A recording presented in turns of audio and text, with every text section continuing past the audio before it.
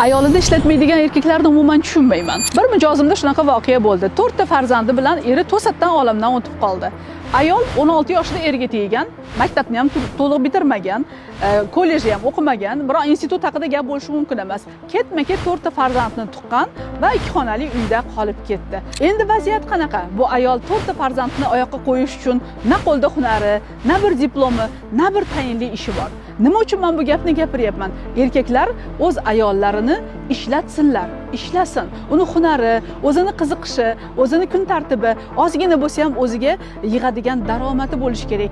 Gap uni erini kasal bo'lishi yoki vafot etishi haqida emas, lekin baribir hech kim bunday hayotdan kafolatlanmagan. Men shu ayolni o'ylayman, qanday qilib bu 4 ta bolani endi oyoqqa qo'yadi, ularni voyaga yetkazadi. Ha, rizq Allohdan, lekin rizqni ham inson harakat qilsagina, qo'lida qandaydir bir hunari bo'lsagina erishadimi? Men shu ishlatmaydigan erkaklarni mutlaqo tushunmayman. Ayolinglarni ishlatinglar.